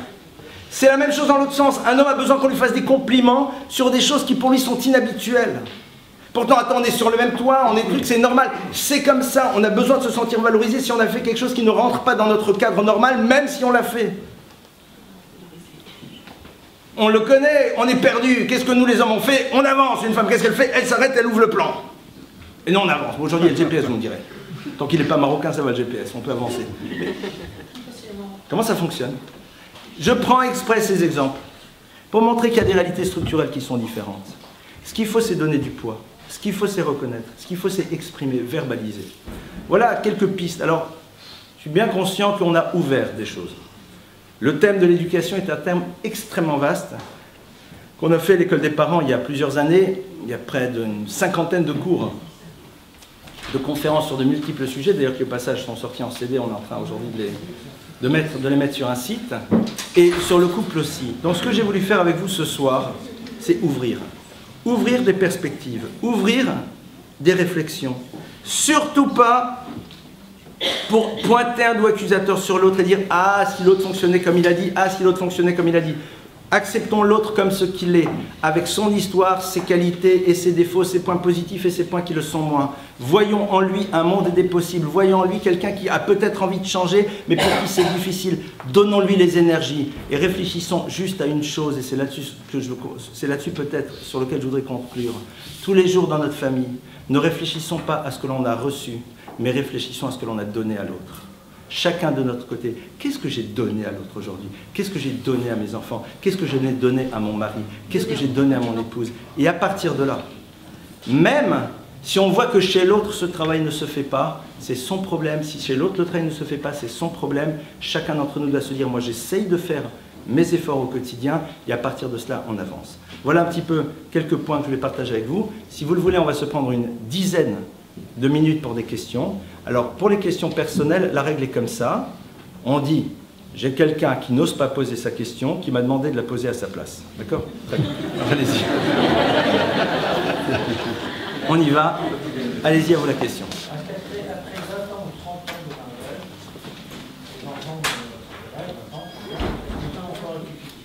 Est-ce qu'on peut encore? Alors, rectifier le tir, vous avez utilisé un terme qui n'est pas simple parce que vous savez qu'il y a marqué dans le Passouk Kineh Karhitzim Beyad Gibor Ken Beneh Hanorim. Je crois que c'est Rav Ovadia Yosef qui, dans un pirouche, explique ça. J'ai trouvé l'explication très intéressante. Comme les flèches dans la main du Gibor, de l'homme fort, ainsi sont les enfants lorsqu'ils sont jeunes. Une flèche, une fois que vous l'avez décochée, elle prend sa direction, c'est difficile de réintervenir. C'est tout le problème de l'éducation. Les enfants sont petits, mais vous savez, une fusée, quand elle part sur un long parcours, si elle dévie au tout début d'un petit peu, on ne voit pas la différence. Mais sur 10 000 km, ce qui était un petit mouvement sur la droite imperceptible, au bout d'un moment, arrive dans une autre direction. On peut, c'est pas simple, au passage, si on a construit la structure de la maison de la famille avec des consultations, avec des thérapeutes, c'est aussi pour aider. On ne peut pas prier sur le passé, ça ne sert à rien de sans arrêt s'autoflageller en disant on a fait des erreurs. L'idée, c'est de se dire, maintenant qu'on est là, qu'est-ce qu'on peut faire? Pour cela, on a généralement besoin de l'accompagnement, et j'insiste beaucoup, de spécialistes, c'est-à-dire de gens dont c'est le métier, et non pas de gens qui s'arrogent la liberté de vous donner des conseils qui souvent sont basés sur une expérience qu'ils n'ont pas, et qui nous amènent souvent à des catastrophes. Quelqu'un peut être rave, ce que vous voulez, adorable, tzaddik, ce que vous voulez, mais ça peut être quelqu'un qui ne connaît pas et qui ne sait pas de quoi il s'agit. L'idée, c'est de se tourner vers des gens dont c'est le métier, qui prennent le temps. Vous savez que dans une structure dans laquelle on travaille avec des thérapeutes, un thérapeute a une supervision, c'est-à-dire lui-même est contrôlé de manière régulière par d'autres personnes qui reprennent les cas sur lesquels il travaille, avec lesquels il discute, parce qu'il y a une subjectivité, j'analyse le cas à travers le prisme de ma propre histoire, c'est pas simple. Donc on a besoin généralement de se faire accompagner, être capable de dire, on s'est peut-être trompé, et dire, on a envie d'essayer de changer et de faire avancer les choses, ça peut quand même réaxer des choses, c'est évident. C'est évident. Il y a parfois des traumas qui sont extrêmement lourds. Je pense qu'on ne doit jamais... Il faut cesser d'être sans arrêt les enfants de notre passé et décider qu'à un moment, on est les parents de notre futur. C'est-à-dire que si on est sans arrêt les enfants de notre passé, alors on est là et on essaie de faire que de la récupération. Décider d'être le parent de notre futur, c'est se dire, mais maintenant, à partir de l'instant T, il y a quand même quelque chose de possible. Ah, la réalité ne sera jamais celle qu'elle aurait pu être autrement si on avait fonctionné, c'est vrai, c'est pas grave. C'est pas grave. Et après, je crois que généralement, il faut se faire accompagner. Ça dépend bien sûr du type de difficulté que l'on a, mais c'est ça la vie. La vie, c'est de ne pas se laisser abattre par un échec, mais de voir dans l'échec quelque chose, de dire ok, très bien, next, et maintenant qu'est-ce que je fais? C'est ça qui est passionnant. C'est facile à dire, c'est beaucoup plus complexe à faire, mais quand on voit qu'on rentre dans ce processus, je vous assure que ça peut être véritablement des moments de bonheur, réellement. Autre question? Allez-y. Moi, je voulais vous dire, quand vous avez dit tout à l'heure qu'il y a des limites à poser, donc il faut poser des limites. Mais lorsque l'enfant est arrivé à l'âge ado et qu'il ne veut plus accepter ses limites et que ça finit par de la violence. Alors, l'adolescence, c'est... De la violence, carrément. C'est plusieurs conférences, l'adolescence. L'adolescent, la violence de l'adolescent, elle est parfois une manière de nous renvoyer à nos propres violences, à nous. Parce que la violence, c'est quoi? C'est le rapport de force. Le rapport de force, c'est pas toujours dans les... là-dedans. Le rapport de force, c'est quand il a vu que maman disait à papa, c'est pas grave. Et qu'il s'est rendu compte que le c'est pas grave, c'est utiliser un rapport de force qui va faire, et bien maintenant, n'attend plus de tendresse. D'accord? C'est une violence incroyable de refuser de donner de la tendresse ou parler à quelqu'un d'autre. Donc il y a des familles dans lesquelles il y a des rapports de force extrêmement forts qui existent, mais tout est feutré. On est dans des violences non visibles, l'absence de parole, ou d'une parole qui est juste qu'une parole de communication technique de nécessité. Mais quand on a fini de se parler pour la nécessité, on ne se parle pas. C'est une violence incroyable, surtout si on sait que l'autre en a besoin. On utilise la connaissance que l'on a de la faiblesse de l'autre pour jouer avec. Donc déjà, un ado qui fonctionne comme ça, il faut qu'on se pose la question si au fond, dans notre histoire familiale, on ne fonctionne pas comme ça. Je n'ai pas dit que c'est obligatoire, mais il faut se poser la question, c'est une des pistes. Après, l'idée, c'est, à un moment, l'adolescent, au fond, comme Dolto le disait, c'est le homard. C'est celui qui n'est plus protégé par la carapace de l'enfance et ni par la carapace de l'adulte. Le homard, dans sa vie, à un moment, il vit un traumatisme terrible. C'est quand il n'a plus de carapace. Il est sujet à toutes les agressions possibles. Un enfant, quand il est petit, c'est quoi sa carapace? Il est tout petit, tout gentil.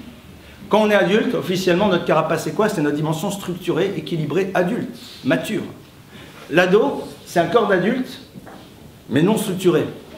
Donc il ne peut plus se cacher derrière le petit garçon, la petite fille toute gentille, il ne l'est plus. Et en même temps, il a un corps d'adulte, mais il n'est pas. Donc il est là, dans un moment d'insécurité. Donc lui, il se débat dans tous les sens. L'idée, c'est, il doit sentir que, comme il y a marqué Smol de Chavimin le Karevet, la gauche repousse, la droite ramène. C'est-à-dire qu'il y a des choses sur lesquelles on ne bouge pas. Ça ne veut pas dire que pour autant, par ailleurs, on n'est pas totalement ouvert. Un ado avec qui, à un moment, ça cognait, une fois que ça a terminé, la relation, elle ne change pas. C'est sûr que si on dit ben, « je ne te parle plus », ben, bienvenue en cours de récréation, quoi. On retourne dans le bac à sable. C'est sûr qu'un ado qui voit qu'on fonctionne dans le bac à sable, tu fais pas, ben moi je fais pas, prums does, ben, bac à sable, bac à sable. Donc là, c'est très intéressant de réfléchir sur notre posture adulte. Si je suis adulte et conscient de la nécessité des choses, à un moment, il y a des moments où je ne pourrais plus. Je dis, écoute, c'est ton problème, mais c'est sûr que moi, je ne te donnerai pas les moyens de te faire du mal. C'est tout. Donc maintenant, je ne vais pas te fliquer, parce que de toute façon, tu feras ce que tu veux, mais à un moment, il faut poser les limites. Pas oublier que l'ado est soumis aussi à la pression du groupe, qu'il a besoin de plaire au groupe. L'ado, son regard narcissique, la relation qu'il a aux vêtements, c'est plein de choses. Donc je ne peux pas vous répondre maintenant. Ce qui est sûr, c'est qu'il y a un travail à faire. Il y a un travail de piste, c'est réfléchir si dans notre structure familiale, on ne fonctionne pas sur ces principes de violence. Déjà, au moins se poser la question. S'il n'y a pas ces problèmes de rapport de force qui existent et que l'enfant, dont l'enfant est le révélateur. Voilà, ça serait ça un peu la question. L'effet miroir, l'effet miroir. Ça pourrait être ça. Ça peut, attention. Il ne faut pas oublier que quand on gère quelque chose, on a plusieurs hypothèses. C'est une des hypothèses qu'on va émettre. Ça ne veut pas dire que parce qu'on l'a mise, nécessairement elle est vraie. C'est une des hypothèses possibles. Oui, votre question? Oui. Pourquoi certains parents passent beaucoup de temps à philosopher, par exemple, pour qu'un enfant travaille, ça philosophe, ça justifie, ça discute, au lieu d'exercer, enfin je pensais à l'autorité, au lieu qu'elle s'exerce, elle ne se discute pas. Est-ce que pour l'enfant, ce n'est pas une façon de laisser un petit peu le... Comment dire, voilà.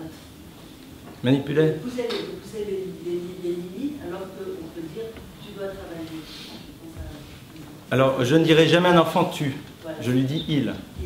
Il faut travailler. Je ne lui dis pas il doit. Hein. C'est pas Jules César, d'accord? Il doit travailler. Non. Un enfant, on est le minimum du rapport du jeu au tu. On lui rappelle des règles. Un enfant qui fait des bêtises, on dit pas « Je ne veux pas que tu te comportes comme ça !» On ne se comporte comme ça. On ne se comporte pas. On lui rappelle, il y a des règles. C'est pas « Passe-moi ça !» Moi, personnellement, c'est comme ça. L'enfant dit « Je t'aime pas !» Sans problème. Mais la Torah t'interdit de parler d'une certaine manière. Donc déjà, dès le moment où vous êtes dans le « tu dois » ou « je veux que tu », immédiatement, il y a donc c'est en relation entre toi et moi. Génial, on va jouer. Si je lui rappelle un règle, moi je fais des rappels au règlement. Et c'est voilà partout, même dans l'univers scolaire. Je me rappelle, je suis un jour entré dans une classe, on m'a demandé d'intervenir et puis il bougeait un peu. Je les ai regardés, à un moment j'ai dit « Messieurs, mesdemoiselles, je suis là. » Ça suffit. En deux mots, quand je suis là, c'est pas je, moi, le mail, hein, c'est le prof, c'est-à-dire l'autorité, est là. Donc, de facto, c'est pas possible que vous continuiez. C'est tellement évident pour moi que pour eux, ça l'est devenu aussi. Donc, il faut avoir bien conscience qu'on n'est pas dans une relation de pouvoir. Je suis le parent, il est l'enfant, il y a des règles et je lui rappelle des règles. Après, le problème du travail, c'est sûr que sinon, on est dès le moment où il commence à travailler dans l'angoisse qu'il ne réussisse pas, il va parfaitement l'apercevoir. Ça va pour lui être une forme d'angoisse parce qu'il perçoit déjà chez nous notre propre souffrance. Donc nous, on doit travailler, pas être dans l'angoisse qu'il ait une mauvaise note. Et alors, c'est des choses qui peuvent arriver. À partir de là, il se sentira beaucoup plus libre de pouvoir travailler. Donc c'est énormément dans le rapport que l'on a à nous-mêmes que ça va se jouer. Et à partir de là, bon, ben après, bien sûr, un enfant qui est abreuvé d'Internet, qui est abreuvé de Facebook, c'est compliqué de travailler. Aujourd'hui, les enfants ont en moyenne autant de concentration qu'un poisson rouge, c'est-à-dire à peu près 3-4 secondes, quoi. Sans arrêt switch. Donc il faut leur permettre d'être dans des cadres. À un moment, on ne peut pas. Et sinon, ils n'y arriveront pas. C'est difficile pour eux. Bon, mais c'est encore une autre conférence. L'enfant et le travail, l'enfant et le devoir. Mais voilà un petit peu ce que... Mais ce principe-là, on rappelle des règles. On ne fait pas, on fait ceci. La Torah dit. Il y a des règles, il y a des modèles de fonctionnement. Un enfant ne parle pas comme ça à sa mère. Un enfant ne parle pas comme ça à son père. C'est comme ça. Oui. Vous voulez dire qu'aujourd'hui, vous parlez de limites, vous parlez de structure. C'est très bien, on a fait un petit peu l'apologie de l'enfant roi, et aujourd'hui on se retrouve, donc vous parliez de Goethe tout à l'heure, mais l'apologie de l'enfant roi, on se retrouve avec une disparition complète des limites, et on arrive un petit peu à la situation dont vous parlez, et il est intéressant de parler de la culpabilité des parents qui ont à mettre ces limites, et à essayer de leur, dès la naissance des enfants, d'oublier cette culpabilité pour que justement la structure des enfants puisse... Vous me proposez de donner une autre conférence, je vous remercie, sur la culpabilité. Vous avez parfaitement posé le problème. Vous savez, c'est comme les enfants quand ils sont petits. À quoi s'habitue un enfant quand il est bébé? Il crie, on vient. Et il crie. Et nous, on fait qu'un truc, c'est qu'on essaye de découvrir ce qu'il veut. Il a comme ça deux grands adultes qui essayent de voir est-ce qu'il a faim, est-ce qu'il a soif, est-ce qu'il a sale, est-ce qu'il a besoin d'avoir... Bon, c'est génial. Il commence à grandir, quelques mois, et il arrive autour d'un an, et puis il crie, et puis nous on décide, stop. Qu'est-ce qu'il fait? Il augmente la sono. Et à ce moment-là, il commence à jouer sur notre culpabilité, nos angoisses. Mais non, il fait son job! C'est normal, moi j'ai toujours été habité des dis. Montez, ça vient, et un jour ça marche plus. Attendez, ça va pas. Donc je commence à mettre en place un autre système. Si en tant que parent, on est parfaitement conscient que voilà, c'est une période dans laquelle il va devoir apprendre que c'est pas parce que je veux que je dois avoir, en 2 mots, gérer les frustrations, ben on ne va pas se sentir coupable. Aujourd'hui, on ne sait plus gérer les frustrations. Regardez, j'étais à la maison tout à l'heure, je voulais voir des billets de train. Détente. Je clique sur la souris. Et si à un moment il y a marqué le serveur est en maintenance, revenez sur le site dans 5 minutes, je suis énervé. Alors qu'il y a 10 ans, je sortais de chez moi, je faisais la queue à la gare, j'attendais, et après il me disait il n'y a pas de place dans le train, je partais chercher une cabine téléphonique, j'appelais ma femme, c'était occupé comme d'habitude, et une fois que ça s'était réglé, je repartais, il me disait il n'y en a plus pour l'autre. Aujourd'hui, je suis chez moi, détente, je veux quelque chose, je ne l'ai pas tout de suite, je suis énervé. Je veux télécharger, je veux voir, je l'ai.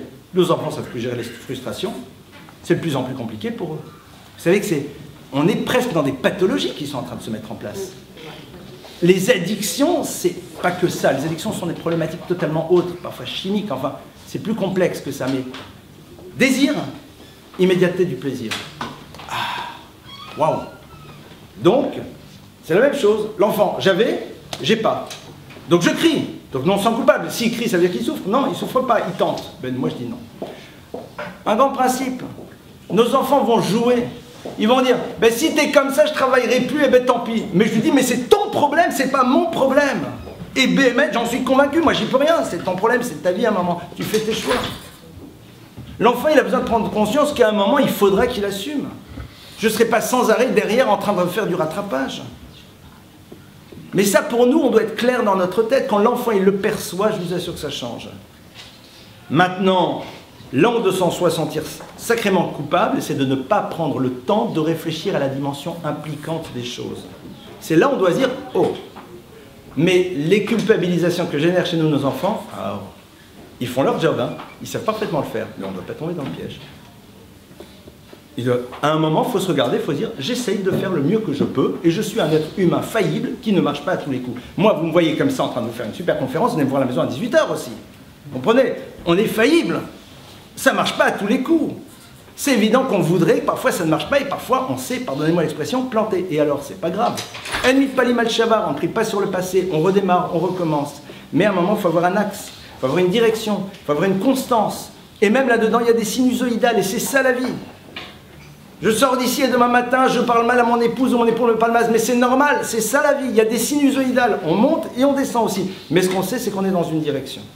Donc il faut faire très attention. Vous avez raison à ne pas tomber dans cette culpabilisation que l'enfant génère chez nous en nous disant qu'il est dans une pseudo-souffrance alors que la plupart du temps il ne l'est pas. L'enfant souffre, vous savez de quoi? Du fait qu'on ne prenne pas le temps d'être avec lui. Ça oui, c'est une souffrance. Et qu'on paye notre absence en lui donnant toutes sortes de choses.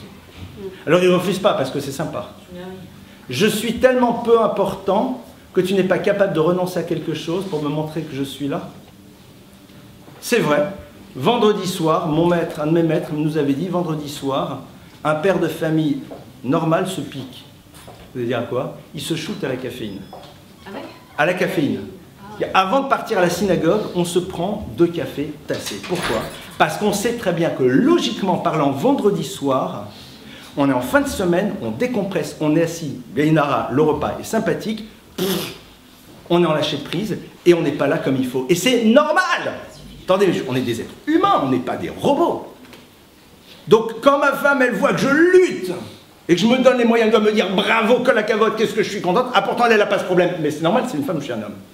Et il dit, mais pourquoi je fais? Pour que les enfants voient que je fais cet effort pour être présent à minima pour eux. C'est énorme, on ne leur a pas dit des grands Hiddushim, des grandes Vartora, des grands machins. Ça rassure, ça rassure. Non quoi qu'il faut avoir dit des choses, fait des choses, ah non.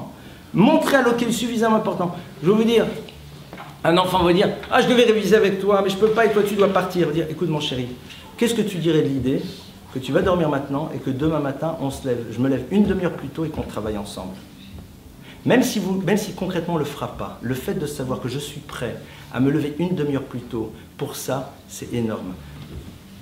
On a le bonheur d'avoir des enfants qui ont grandi, d'autres qui sont encore petits, mais j'ai remarqué que nos enfants, quand ils étaient à l'extérieur, dans le monde des yeshivot ou ailleurs, j'ai jamais compris d'où ils savaient quand je me levais le matin à 4h30, 5h pour partir très tôt. Parce que c'est généralement la veille de ces jours-là qu'ils avaient besoin de me parler jusqu'à 1h30 du matin. D'où il sait, je sais pas. Comme par hasard, mais mamache, t'appelles, j'ai besoin de te parler. Et au passage, je lui dis demain, ouais, il entend. Pourquoi je lui disais? Pour qu'il réalise qu'il est suffisamment important pour que je me dise, bon, c'est pas grave, je dormirai dans le train, je dormirai dans l'avion, je serai décalqué, et alors? Il le sait, qu'est-ce que je lui ai dit? Je sais même pas si je lui ai dit quelque chose. Je te révèle ton importance. Comment? C'est ce genre de choses qui changent énormément. C'est pas qu'on a fait des trucs super géniaux et tout, et tout, et tout, et tout. C'est comme ça que nos enfants perçoivent au fond qu'ils ont de la place et de l'importance, et c'est comme ça qu'on sort de nos culpabilités aussi. En réalisant qu'on est prêt à faire des efforts par rapport à eux et qu'on le leur dit. Et parfois on se trompe, comme un être normal. Le Mashgiar disait, le Nitna Torah, le Malaché Asharet, la Torah n'a pas été donnée à des anges. Nous ne sommes pas des malachim. On est là, on a nos difficultés, nos histoires, nos angoisses, nos peurs, nos soucis, nos mondes intérieurs, nos vies, nos problèmes non réglés, des choses dont on n'a pas envie de parler, dont on a peur de parler, qui serait tellement bien de parler, mais on a tellement peur d'être mal jugé. Si on en parle, alors on n'en parle pas et on les garde. Pas simple. Mais alors, je suis un être humain, normal. Avec des mouvements, avec des évolutions. Et je dois me regarder en me disant, je suis quand même pas si terrible que ça, parce que j'essaye de faire des efforts, j'essaye de me battre. C'est pour ça que dans un couple, c'est fondamental. On voit que son mari a fait un petit effort, on voit que sa femme a fait un petit effort. Faites mousser, donnez du poids, dites c'est génial, c'est extraordinaire, j'apprécie. Pourtant on dit, ah, dites pas, ah, enfin, ou j'espère bien, ou c'est le minimum. Non, c'est la meilleure manière, vous arrêtez tout en faisant comme ça, comme un enfant. Bon, vous savez, écoutez, j'écris un livre, j'écris régulièrement des articles. Je vais vous faire un aveu. Quand j'étais à l'école, je me rappelle un jour de ce prof qui est venu me voir en me disant « Elie, je te félicite. Tu as 0 à ta dictée, mais cette fois-ci, tu n'as que 14 fautes. » Et Bémet, il le pensait sincèrement. Au lieu de mes, j'ose pas dire combien de fautes habituelles, je n'en avais fait que 14. Je m'étais battu comme un fou. Je n'avais fait que 14 fautes. Résultat, mes problèmes de grammaire ont disparu. Ont disparu. Et pas juste parce qu'il y a le corrector word, pas du tout. C'est-à-dire, brusquement, mes efforts ont été récompensés par un bravo de l'autre, alors que sur le papier, j'avais 0. Mais il m'a dit, mais pour toi, c'est énorme. Et je le sais, et je te le dis. Et pour vous dire, j'ai le bonheur aujourd'hui d'avoir des petits-enfants, et pourtant, je m'en rappelle encore. Je me rappelle de cette image, je peux vous dire qui c'était, à quel endroit, comment ça s'est passé. Pourquoi? Parce que ce sont des choses qui vous marquent, qui vous remplissent, qui vous donnent, et qui vous énergisent. Ben, on peut tous le faire. Et si on ne l'a pas fait, on peut le faire. Et il n'est jamais trop tard pour le faire, clairement. C'est comme ça qu'on progresse, c'est sûr. Autre question? Il est 10h30, une dernière question et puis clôture. Oui. Allez-y. En fait, c'est pour dire que les acteurs de l'éducation, c'est certes le père et la mère, mais également l'école, l'entourage lorsqu'on va chez les grands-parents. Et comment réagir, par exemple, lorsqu'on va chez le grand-père ou la belle-mère. Vous avez remarqué qu'il va dire la grand-mère et le beau-père. La grand-mère et le beau-père, qui est des mots qui ne soient pas en adéquation, qui sont prononcés, qui ne soient pas en adéquation avec ce qu'il entend à la maison. 3 conférences. Beaux-parents, école, et tout. Alors, non mais il a raison. Là, bon, je vais vous donner juste un point d'entrée, mais vraiment c'est un point d'entrée. Dans la relation aux beaux-parents, c'est extrêmement complexe. Quand on fait chaque année une journée qui s'appelle Journée spéciale Khatan Kala, dans cette journée-là, on fait entre autres une conférence spécialement dédiée aux problématiques de la gestion de la belle famille. Dans le prochain Kuntras, mon prochain article dans Kuntras, c'est justement sur l'irruption de la belle famille lors de la naissance du bébé. C'est vrai que la belle famille peut être géniale et sans s'en rendre compte être extrêmement toxique, ou ne pas être géniale et être aussi terriblement toxique. Ou ne pas être toxique aussi, et être parfaitement bien. Si on sait qu'il y a des choses qui vraiment ne sont pas du tout ce que l'on veut, alors on les amène, mais on est là. C'est-à-dire on est là, ils sont under control. Rares sont les cas dans lesquels on doit dire « niet ». Ce qui est sûr, c'est qu'on peut d'abord dire aux beaux-parents « Écoutez, vous savez, chez nous à la maison, on a plus l'habitude de faire comme ça. C'est pas que vous faites mal. Mais bon, chez nous, on a pris l'habitude. Est-ce que ça vous dérangerait pas? Parce que sinon, l'enfant, ça nous dérangerait qu'ils disent « Mais chez papy, mamie, on fait ça et pas chez nous. » Et au fond, vous avez votre manière d'être et qu'on respecte beaucoup. Nous, on a pris notre manière. Qu'est-ce que vous en pensez? Ne leur imposez pas. Qu'est-ce que vous en pensez? En montrant bien qu'on n'a pas envie que les enfants soient... Si à ce moment-là, ils disent « Ouais, vous êtes nuls, vous n'avez rien compris », bon, ok, c'est une autre configuration. Mais si on fait comme ça peut se passer si, bien sûr, les beaux-parents n'ont pas décidé d'être un nouveau parent via nos propres enfants. Si eux-mêmes ont décidé qu'à un moment, ils passent dans les classes supérieures. Ça, c'est cet axe-là. Voilà, rares sont les cas dans lesquels il faut dire niet. Il y a des cas dans lesquels on ne peut pas, parce que l'environnement est authentiquement toxique, mais ce sont des cas rares et on ne peut pas prendre cette décision seul. Il faut vraiment poser une question. Il y a des personnes qui en ont l'expérience, et pas juste à quelqu'un d'adorable, de super bien, mais qui voit que l'instant T, alors qu'en vérité, notre problème à nous, c'est de voir à l'instant T plus. Et de ne pas juste entendre votre parole, mais entendre la parole de l'autre et comprendre ce qui se passe réellement, pas à travers juste le prisme de votre vécu. Ça, c'est un point. L'école, c'est un autre sujet. L'école, c'est un lieu d'enseignement normalement, pas un lieu d'éducation. De facto, elle se retrouve être lieu d'éducation. C'est un des grands enjeux de notre époque.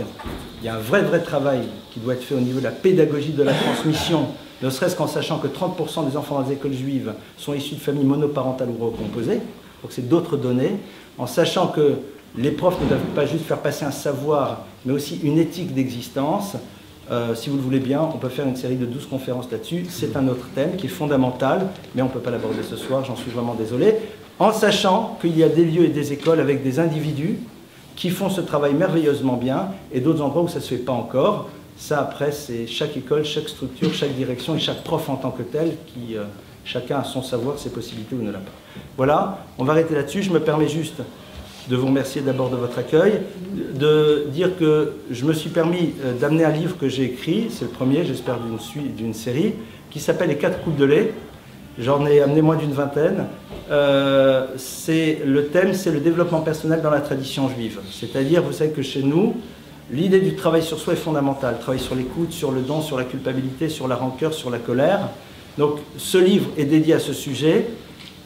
C'est basé essentiellement sur l'enseignement du Rav Wolbe, dont j'ai eu le plaisir de partager l'enseignement pendant pas mal d'années, enfin de donner ce qu'il a pu transmettre. Et pourquoi 4 coupes de lait? Je vais finir sur une histoire, parce que dans le livre, il y a une histoire dans le chapitre consacré au don. C'est l'histoire de cet homme qui est venu voir le Rav de Brisk et qui lui a dit « Rav, est-ce qu'on peut le soir du Seder, de Pessah, prendre du lait à la place du vin ?» Alors le Rav de Brisk lui a dit non. Mais le Rav de Brisk, une fois qu'il lui a dit non, a demandé à un de ses élèves où habitait cet homme et lui a dit, si ça ne te dérange pas, tu vas lui livrer maintenant quelques bouteilles de vin et quelques kilos de viande. C'est que le Rav de Brisk était un homme qui était connu pour sa génialité en Torah, mais pas qu'en Torah. Chez le Rav de Brisk à la maison, habitaient, venaient passer Shabbat et les fêtes toutes les filles mères de Brisk. Brisk était une ville dans laquelle il y avait des juifs pratiquants et pas pratiquants. Il y avait des filles mères, des femmes qui avaient des enfants hors mariage. C'est chez lui qu'elle passait Shabbat. J'ai dit, attends, mais chez le Rav, il disait, depuis quand, parce que quelqu'un fait une bêtise, il n'a pas le droit d'être à Matab Shabbat? Il était aussi mahmir dans les halachot de Bichoul et de Borer que dans les halachot entre nous et les autres. Il avait compris ce principe fondamental que chez nous, on ne fait pas de casier judiciaire. C'est pas parce que quelqu'un sur un point a fait une bêtise que pour autant, ça y est, il n'existe plus. Il y a bêtise et bêtise. Une crapule, à un moment, c'est une crapule. Ok, à un moment, elle a fait une bêtise, elle s'est retrouvée comme ça. C'est le Rav de Brisk, c'est important parce qu'on a souvent cette vision-là, des Rav très mahmir dans les lois du Shabbat, mais il ne faut pas oublier que le Rav de Brisk était très connu aussi pour sa khumra dans Ben Adam Lachavero, une vigilance extrême dans le rapport à l'autre. Alors il dit, il faut livrer. Bon, l'autre il livre. Puis après, il va chez son maître, il dit, ok, j'ai livré le vin, la viande, mais pourquoi de la viande? Du vin, on comprend, il dit, il faut faire les 4 coupes sur du lait, c'est qu'il n'avait pas de vin. Mais pourquoi de la viande? On lui dit, attends. Je te rappelle que le soir du Seder, il y a 4 coupes. 2 avant le repas, 2 après le repas. Si cet homme pensait boire du lait, même après le repas, c'est qu'il avait sans doute pas de viande. La grandeur de ce maître, c'est d'avoir été capable d'écouter l'au-delà du mot, de ne pas juste entendre ce qui était dit, mais d'essayer d'aller au-delà de ce qui était dit et d'y répondre même si ce n'était pas exprimé.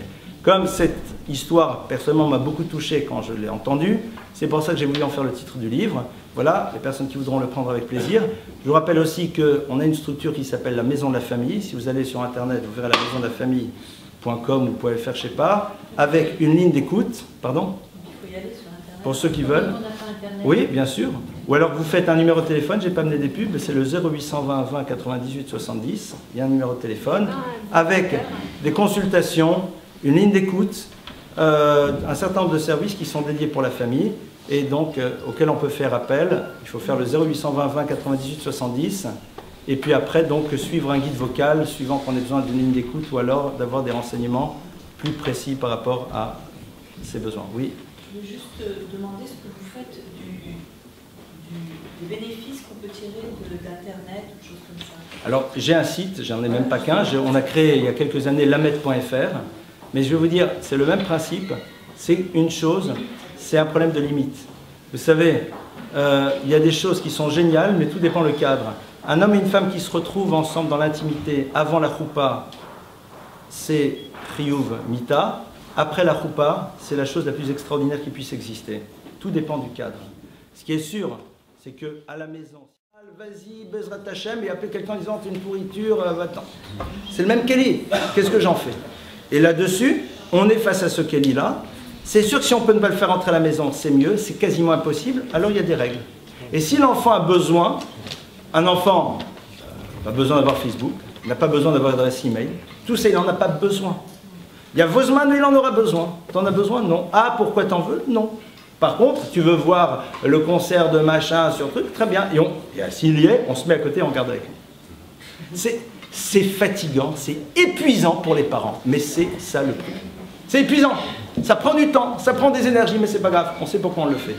Vaut mieux, et je finis là-dessus, vaut mieux aujourd'hui se fatiguer et pouvoir dormir tranquille dans quelques années, plutôt que de se laisser aller aujourd'hui et pas pouvoir dormir après pendant 30 ans. D'accord? C'est juste un choix d'investissement. Vous pouvez redonner le numéro de téléphone? 0820 20 98 70. Et après, pour la ligne d'écoute, c'est le choix 1 et pour les consultations, le choix 2. Voilà. Merci encore pour votre écoute. Shavuot Tov à tout le monde. Nous vous remercions de rendre le mail. Et nous vous donnons rendez-vous la semaine prochaine.